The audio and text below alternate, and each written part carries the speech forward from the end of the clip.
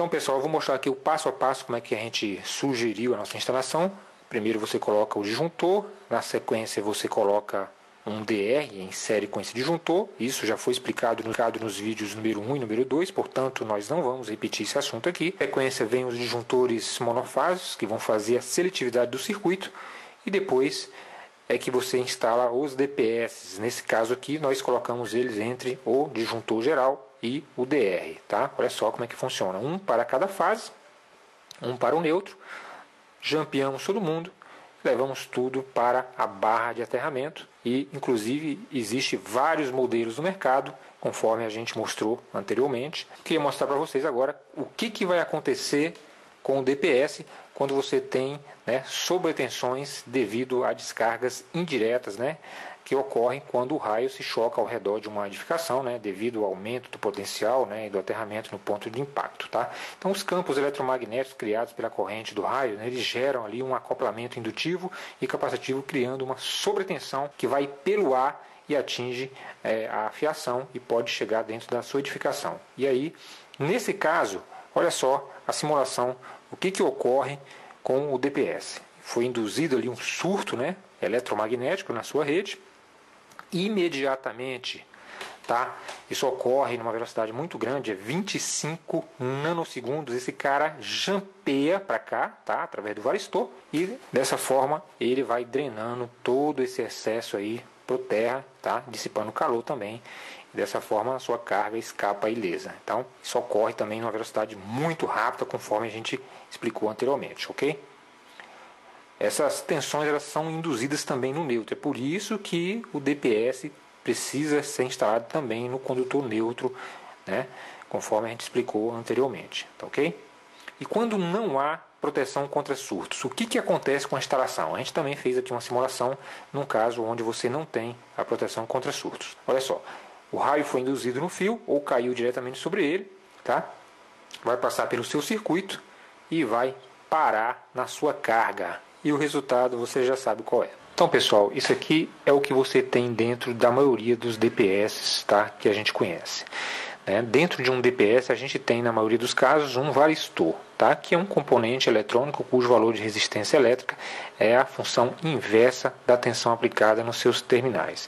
Então, à medida que a diferença de potencial aumenta entre os terminais, então, o varistor ele tem a sua resistência diminuída até o ponto de fechar o circuito, drenando dessa forma, né, e dissipando através de efeito Joule toda aquela corrente que seria prejudicial às instalações elétricas, entendeu? Então, assim, o varistor ele tem um certo potencial de condutividade, ou seja, ele é capaz de deixar passar a tensão, nesse caso específico aqui, de até 340 volts. A partir daí, esse cara vai fechar o circuito e esse excesso de tensão ele vai ser conduzido a um aterramento, só que de uma forma muito rápida, né? Dentro de um tempo que varia de 8 a 20 milissegundos, conforme a gente está vendo aqui, que mais tarde eu vou explicar mais detalhadamente como é que funciona isso. Tá? Então isso a gente chama de tensão de ceifamento, né? Baseado nessa forma de onda. Ela ceifa dentro desse intervalo de tempo aqui, ok? Então, o varistor ele possui também um limite de conversão de energia elétrica em energia térmica, né? Normalmente isso é medido em joules. Então, uma vez excedido esse limite, por algum motivo, uma sobretensão, né? Por exemplo, então, o varistor ele queima. Então, para evitar a queima do varistor por exposição a uma sobretensão acima daquele tempo suportável, são utilizados também esse tipo de fusível aqui, né? Os quais interrompem o circuito e queimam antes que ocorram danos àquele componente. Então a gente vai começar a falar sobre as características construtivas agora, né, do DPS. Isso que eu vou falar agora está diretamente relacionado com este modelo aqui da Schneider, né? Isso pode variar de fabricante para fabricante, então tudo que eu falar aqui está relacionado com este modelo aqui e o atendimento às normas técnicas. Então, portanto, aqui você tem o terminal de entrada, fase neutro. DPS não tem polaridade, mas é interessante que você ligue neste terminal aqui, tá, uma fase ou neutro, dependendo do seu sistema de aterramento. Esses conectores suportam condutores de 4 a 16 milímetros. Lembrando também que DPS do tipo 2, que é esse cara aqui, eles têm que utilizar no mínimo 4 milímetros entre esse terminal aqui e o aterramento, que é o terminal de saída, que pode usar tanto para você ligar o neutro como o aterramento, dependendo do seu sistema de aterramento, conforme nós vamos falar mais adiante.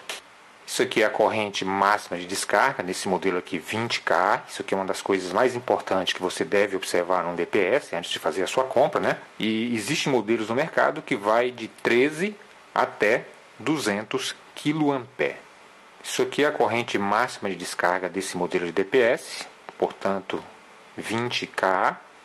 Existe no mercado uma faixa muito grande para você adquirir, de 13 até 200, tá? E antes de falar sobre esse assunto, queria contar para vocês uma história. Olha só que interessante. Recentemente eu estive numa loja de materiais elétricos, né? Uma loja especializada em vender esse tipo de equipamento, e quando eu percebo uma discussão entre um vendedor e um eletricista. Então o eletricista ele chegou querendo comprar um DPS de 20K. Então o vendedor da loja disse que esse estava em falta, mas tinha de 120K, né? E perguntou se esse não serviria. Então o eletricista falou: cara, mas lá não tem essa carga instalada, entendeu? Eu não vou comprar uma coisa de 120K se lá só tem 20K de carga instalada. Então realmente a gente percebe que o cara não é do ramo, né? Então isso não tem nada a ver uma coisa com a outra. A escolha do DPS não está relacionada com a quantidade de carga instalada na edificação, entendeu? Isso aqui, essa corrente máxima de descarga, significa que esse cidadão aqui, ele está apto a absorver correntes da ordem de 20.000 amperes, entendeu? Se você colocar um de 40, ele vai absorver 40.000. Se colocar de 50, vai absorver até 50.000 e assim por diante. Portanto, quanto maior a corrente máxima de descarga, melhor será o cara para absorver essas correntes, entendeu? Evidentemente que quanto maior a corrente, maior será o preço do produto. Um de 13 kA custa na faixa de R$70, um bom DPS, né? E pode chegar aí a custar R$250, R$300 na faixa de 200K. Portanto, se você tem uma instalação trifásica, você vai gastar no mínimo aí R$1.000, R$1.200 só com a aquisição deste produto. Você me pergunta, então, qual é o DPS ideal para instalar uma edificação numa zona urbana? Olha só, pessoal, 90% dos raios eles têm abaixo de 200 kA. Estão na faixa de 30, 40, tá?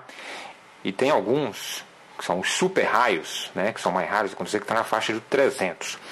Só que quando um raio ele cai diretamente em cima de um fio, então metade da corrente vai para um lado, metade vai para o outro. Então imagina só, se tem um raio de 200.000 amperes e caiu em cima de um fio, então vai 100 para um lado e 100 para o outro. Como essas redes elas têm para-raios, né?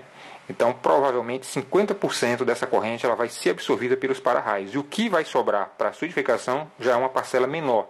Então, eu diria que para a zona urbana, um DPS aí de 30, 45 seria o ideal. Agora, o que significa isso aqui, ó, 8/20?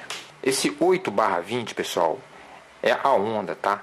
Na verdade, é o tempo que esse cara vai levar para ceifar esse excesso. A gente observa aqui nessa curva que ele levou apenas 8 milissegundos para ceifar 40 kA. Isso aqui vai caindo até 20 milissegundos. Portanto, ele ceifa completamente isso aqui entre 8 e 20 milissegundos. É isso que significa esse gráfico. Corrente nominal de descarga. Olha só, não confundam a corrente nominal de descarga com a corrente máxima de descarga, tá? Essa corrente nominal de descarga de 5 kA, na verdade, é o mínimo exigido por norma técnica, tá? Isso quer dizer que esse cara aqui, que é de classe 2, ele deve suportar no mínimo 5 kA e no máximo 20. Portanto, se ocorrer descargas da ordem de 5 kA, ele vai funcionar perfeitamente. Se acontecer de 10, ele vai funcionar perfeitamente. Se acontecer de 15, ele vai funcionar perfeitamente, sendo que ele suporta várias descargas de 5, e quando essa descarga for da ordem de 20 ou maior que isso, talvez ele suporte uma ou duas vezes. Aí o produto vai queimar e aí precisará ser substituído. Tensão residual. Essa tensão residual aí, tensão excedente do ceifamento, tá? E ela é convertida em energia térmica. Isso aí significa o quê? que quando você tem uma descarga que cai próximo à sua edificação e de alguma forma essa tensão é induzida no circuito, esse cara aqui ele vai chavear muito rapidamente esses polos para cá e drenar esse excedente para o aterramento. Só que isso ocorre numa velocidade muito grande, é 25 nanosegundos. Para vocês terem uma ideia, 25 nanosegundos é mais rápido do que um raio. 1 nanosegundo equivale a 1 segundo dividido por 1 bilhão de partes.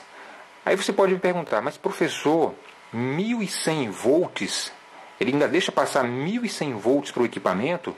Sim, ele deixa passar 1100 volts para o equipamento.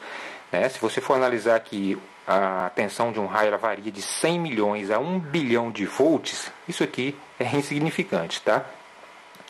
Aí você me pergunta, mas qual é o equipamento elétrico que suporta uma tensão dessa? Tá, cara, ele não suporta durante muito tempo, né? Mas olha só, né? 25 nanosegundos é desprezível esse tempo, tá?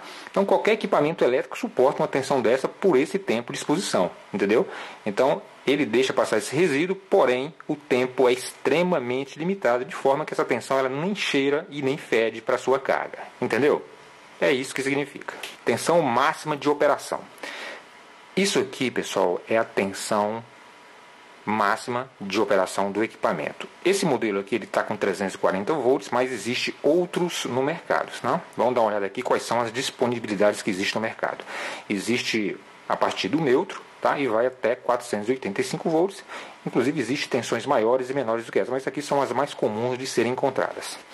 Então, se a tensão da sua casa ou do seu estabelecimento ela é de 127 volts entre fase e neutro, aí você vai usar um DPS de 175 volts, tá? Se for 220 volts, aí você vai usar esse cara aqui de 275 volts, entendeu? Então, toda vez que a tensão for superior a 175 volts, esse cara aqui ele vai atuar fazendo um jump entre esses polos, e essa tensão excedente ela vai ser ceifada e dissipada através do próprio varistor, que é feito de óxido de zinco, que está dentro desse cara aqui. Só que isso ocorre em uma velocidade muito grande. Isso aqui é a classe do DPS. Existe no mercado classes 1, classe 2 e classe 3. A classe 1 ela foi projetada para descargas atmosféricas diretas, né? Que são aquelas descargas onde o raio cai diretamente em cima do condutor, entendeu? E aqui abaixo você tem as características mínimas de instalação exigida por norma.